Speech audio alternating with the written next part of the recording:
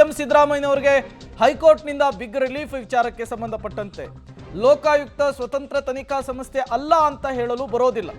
ಲೋಕಾಯುಕ್ತ ತನಿಖೆಯಲ್ಲಿ ತಾರತಮ್ಯ ಇದೆ ಎಂಬುದಕ್ಕೆ ಆಧಾರ ಇಲ್ಲ. ಲೋಕಾಯುಕ್ತ ಸ್ವತಂತ್ರ ತನಿಖಾ ಸಂಸ್ಥೆ. ಲೋಕಾಯುಕ್ತದಿಂದ ಮೂಡಾ ಪ್ರಕರಣದ ತನಿಖೆ ನಡೀತಾ ಇದೆ. ಹೀಗಾಗಿ ಸಿಬಿಐಗೆ ಪ್ರಕರಣವನ್ನ ಕೊಡಲು ಸಾಧ್ಯವಿಲ್ಲ ಅಂತ ಹೇಳಿ ನ್ಯಾಯಮೂರ್ತಿ ನಾಗಪ್ರಸನ್ನ ಅವರ ಇದ್ದಂತಹ ಏಕಸದಸ್ಯ ಪೀಠ ಅಭಿಪ್ರಾಯವನ್ನ ವ್ಯಕ್ತಪಡಿಸಿರುವಂಥದ್ದು. ಸಿಎಂ ಸಿದ್ದರಾಮಯ್ಯನವರಿಗೆ ಹೈಕೋರ್ಟ್ನಿಂದ ಬಿಗ್ ರಿಲೀಫ್ ಸಿಕ್ಕಿದೆ. ಇದೇ ವಿಚಾರಕ್ಕೆ ಸಂಬಂಧಪಟ್ಟಂತೆ ಲೋಕಾಯುಕ್ತ ಸ್ವತಂತ್ರ ತನಿಖಾ ಸಂಸ್ಥೆ ಅಲ್ಲ ಅಂತ ಹೇಳಲಿಕ್ಕೆ ಯಾವುದೇ ರೀತಿಯ ಆಧಾರಗಳಿಲ್ಲ. ಹಾಗಾಗಿ ಲೋಕಾಯುಕ್ತ ಸಂಸ್ಥೆ ನಡೆಸ್ತಾ ಇರುವಂತಹ ಇನ್ವೆಸ್ಟಿಗೇಷನ್ ಮುಂದುವರಿಲಿ ಅನ್ನುವಂತಹ ಸೂಚನೆಯನ್ನು ಕೂಡ ಪಾಸ್ ಮಾಡಿರುವಂಥದ್ದು. ಸಿದ್ದರಾಮಯ್ಯ ಅವರ ವಿರುದ್ಧ ಮೂಡ ಹಗರಣ ಪ್ರಕರಣವನ್ನು ಸಿಬಿಐಗೆ ವರ್ಗಾವಣೆ ಮಾಡಬೇಕು ಅಂತ ಸಲ್ಲಿಸಿದ್ದಂಥ ಅರ್ಜಿಯನ್ನು ಹೈಕೋರ್ಟ್ ವಜಾವಣೆ ಮಾಡಿರುವಂಥದ್ದು. ಈಗ ನಮ್ಮ ಜೊತೆಯಲ್ಲಿ ಸಿದ್ದರಾಮಯ್ಯ ಅವರ ಪರ ವಕೀಲ ಸತಾಭಿಷ್ ಶಿವಣ್ಣ ಅವರು ನಮ್ಮ ಜೊತೆ ಇದ್ದಾರೆ. ಅವರನ್ನು ಕೇಳೋಣ. ಇವತ್ತು ಹೈಕೋರ್ಟ್ ಮಾಡಿರುವಂಥ ಆದೇಶ ಏನಿತ್ತು ಸರ್? ಅಂದರೆ ಪ್ರಮುಖವಾಗಿ 3 ಅಂಶಗಳನ್ನು ಪರಿಗಣನೆಗೆ ತೆಗೆದುಕೊಂಡಿದೆ. ಆ 3 ಅಂಶಗಳೇನು ಮತ್ತು ಏನನ್ನ ಪರಿಗಣನೆಗೆ ಹೈಕೋರ್ಟ್ ಈಗ ತೆಗೆದುಕೊಂಡಿರುವಂಥದ್ದು? ಮೊದಲನೇದಾಗಿ ಮಾನ್ಯ ಮುಖ್ಯಮಂತ್ರಿಗಳಿಗೆ, ಸರ್ಕಾರಕ್ಕೆ ಮತ್ತು ಲೋಕಾಯುಕ್ತಕ್ಕೆ ಕಾನೂನು ಪ್ರಕ್ರಿಯೆಗೆ ಮತ್ತು ಸಂವಿಧಾನಕ್ಕೆ ಜಯವಾಗಿದೆ ಅಂತ ನಾನು ಹೇಳಕ್ಕೆ ಇಷ್ಟಪಡ್ತೀನಿ.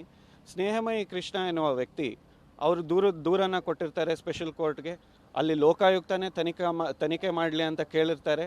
ಸ್ಪೆಷಲ್ ಕೋರ್ಟು ಆಯಿತು ಮೂರು ತಿಂಗಳಲ್ಲಿ ನಿಮ್ಮ ಅಂತಿಮ ವರದಿಯನ್ನು ಕೊಡಬೇಕು ಅಂತ ಮೈಸೂರು ಲೋಕಾಯುಕ್ತಕ್ಕೆ ಆದೇಶವನ್ನು ಮಾಡಿರ್ತಾರೆ. ಅದೇ ದಿನ ಆದೇಶ ಆಗಿದ್ದು 2 ದಿನಕ್ಕೆ ಮತ್ತು FIR ರಿಜಿಸ್ಟರ್ ಆಗುವ ದಿನವೇ ಇವ್ರು ಬಂದು ಇಲ್ಲಿ ರಿಟ್ ಪಿಟಿಷನ್ ಹಾಕ್ಬಿಟ್ಟು ಇದು CBI ಕೊಡಿ, ಇದರಲ್ಲಿ ಲೋಪಗಳಿದೆ, ಈ ಲೋಕಾಯುಕ್ತ ಸಮಗ್ರವಾಗಿ ತನಿಖೆಯನ್ನು ಮಾಡಲ್ಲ ಅಂತ ಆರೋಪವನ್ನು ಮಾಡ್ತಾರೆ. 2 ಕಡೆಯ ವಾದ ವಿವಾದಗಳನ್ನ ಆಲೈಸಿ ಮಾನ್ಯ ಉಚ್ಚ ನ್ಯಾಯಾಲಯ 3 ಇಶ್ಯೂಸನ್ನು ಫ್ರೇಮ್ ಮಾಡಿದೆ. ಅದರಲ್ಲಿ ಪ್ರಮುಖವಾಗಿ ಲೋಕಾಯುಕ್ತ ತನಿಖಾ ಸಂಸ್ಥೆ ಬಗ್ಗೆ ಒಂದಷ್ಟು ಅಂಶಗಳನ್ನು ಪರಿಗಣನೆಗೆ ತೆಗೆದುಕೊಂಡಿದೆ. ಲೋಕಾಯುಕ್ತ ತನಿಖಾ ಸಂಸ್ಥೆ ಮೇಲೆ ಯಾವುದೇ ರೀತಿಯ ಕಳಂಕ ಇಲ್ಲ ಅನ್ನೋದ್ರ ಬಗ್ಗೆನೂ ಕೂಡ ಅವರು ಹೇಳಿರುವಂಥದ್ದು. ಏನು 3 ಅಂಶಗಳೇನನ್ನ ಪರಿಗಣನೆಗೆ ತೆಗೆದುಕೊಂಡಿದೆ? 3 ಅಂಶಗಳು ಬಂದು, ಮೊದಲನೇದಾಗಿ ಲೋಕಾಯುಕ್ತ ಇಂಡಿಪೆಂಡೆಂಟ್ ಇನ್ಸ್ಟಿಟ್ಯೂಷನ್ ಹೌದಾ ಅಲ್ವಾ? Does it have institutional autonomy ಅಥವಾ ಎಕ್ಸ್ಟರ್ನಲ್ ಇನ್ಫ್ಲೂಯೆನ್ಸ್ ಅಥವಾ ಬೇರೆಯವರ ಹಸ್ತಕ್ಷೇಪಕ್ಕೆ ಒಳಗಾಗತ್ತಾ ಲೋಕಾಯುಕ್ತ ಅನ್ನೋ ಸಂಸ್ಥೆಯನ್ನು ಫಸ್ಟ್ ಇಶ್ಯೂ. ಎರಡನೇದು, ಎಂತಹ ಪ್ರಕರಣದಲ್ಲಿ ಮಾನ್ಯ ಉಚ್ಚ ನ್ಯಾಯಾಲಯ ಆಗ್ಬೋದು, ಸರ್ವೋಚ್ಚ ನ್ಯಾಯಾಲಯ ಆಗ್ಬೋದು, ಈ ತನಿಖೆಯನ್ನು CBIಗೆ ಅಥವಾ ಸೆಂಟ್ರಲೈಸ್ಡ್ ಏಜೆನ್ಸೀಸ್ಗೆ ಕೊಡ್ಬೋದು ಅಂತ. ಮೂರನೇ ಅಂಶ ಬಂದು, ಈ ಪ್ರಕರಣಕ್ಕೆ ಸಂಬಂಧಪಟ್ಟಂತೆ ಮಟೀರಿಯಲನ್ನು ನೋಡಿ, ರೆಕಾರ್ಡ್ಗಳನ್ನು ಪರಿಗಣಿಸಿ ಇದು CBI ಕೊಡಬೇಕಾ ಬೇಡವಾ ಅಂತ. 3 ಇಶ್ಯೂಸನ್ನು ಲೋಕಾಯುಕ್ತ ಪರವಾಗಿ, ಸರ್ಕಾರದ ಪರವಾಗಿ, ಮಾನ್ಯ ಮುಖ್ಯಮಂತ್ರಿಗಳ ಪರವಾಗಿ ಇವತ್ತು ಆದೇಶ ಬಂದಿದೆ. Lokayukta is an independent organisation. ನಮ್ಮ ಸುಪ್ರೀಂ ಕೋರ್ಟ್ ಆದೇಶ ಕೂಡ ಇದೆ. ಹೈಕೋರ್ಟಿನ ಡಿವಿಷನ್ ಬೆಂಚ್ ಆದೇಶವನ್ನು ಎಲ್ಲ ಪರಿಗಣಿಸಿ ಇವತ್ತು ಲೋಕಾಯುಕ್ತಕ್ಕೆ ಯಾವುದೇ ಥರದ ಹಸ್ತಕ್ಷೇಪ ಮಾಡೋಕ್ಕಾಗಲ್ಲ. ಅವ್ರು ಸಮಗ್ರವಾಗಿ ತನಿಖೆಯನ್ನು ಮಾಡ್ತಾರೆ, ಅದನ್ನು ನಾವು ಪಾಲಿಸಬೇಕು ಅಂತ ಹೈಕೋರ್ಟ್ ಆದೇಶವನ್ನು ಮಾಡಿದೆ.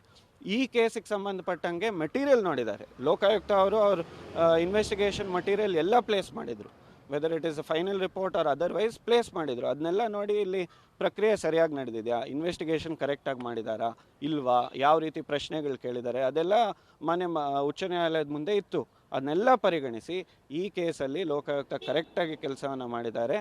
CBI ಕೊಡೋಂಥ ಯಾವುದೇ ಅವಶ್ಯಕತೆ ಇಲ್ಲ ಅಂತ ಹೇಳಿ ಪ್ರತಿ ಬಾರಿಯೂ ಕೂಡ ತನಿಖಾ ಪ್ರಗತಿ ವರದಿಯನ್ನು ಲೋಕಾಯುಕ್ತದ ಅಧಿಕಾರಿಗಳು ಸಲ್ಲಿಕೆಯನ್ನು ಮಾಡ್ತಾಯಿದ್ರು. ಅಂದರೆ ಪ್ರತಿ ಯಾವಾಗ ಅರ್ಜಿ ವಿಚಾರಣೆ ಬರ್ತಾ ಇದ್ದು ಆ ಪ್ರತಿ ಸಂದರ್ಭದಲ್ಲೂ ಅದನ್ನು ಕೂಡ ಪರಿಗಣನೆಗೆ ತೆಗೆದುಕೊಂಡಿದ್ದಾರೆ ಅಂತ ಅನಿಸುತ್ತಾ? ಹೌದು, ಪರಿಗಣನೆಗೆ 100% ತೊಗೊಂಡಿದ್ದಾರೆ. ಯಾಕೆಂದರೆ ಇಂಟ್ರಿಮ್ ಆರ್ಡರ್ ಕೊಡಬೇಕಾದ್ರೆ ಫಸ್ಟ್ ಟೈಮ್ ಯಾವಾಗ ಈ ಕೇಸ್ ಬಂತು ಆವಾಗಲೇ ಹೇಳಿದ್ರು, ನೀವು ಇಲ್ಲಿವರೆಗೂ ಏನು ತನಿಖೆಯನ್ನು ಮಾಡಿದ್ದೀರಾ ಆ ವರದಿಯನ್ನು ನನಗೆ ಟು ಡೇ ಬೇಸಿಸ್ ಕೊಡಬೇಕು ಅಂತ. ನೆಕ್ಸ್ಟ್ ಡೇಟ್ಗೆ ಮುಂದೂಡಿದ್ರು ಕೂಡ ಅಲ್ಲಿವನವರೆಗೂ ಏನು ತನಿಖೆ ಮಾಡಿದ್ದೀರಾ ಅನ್ನೋ ಕೊಡಬೇಕು.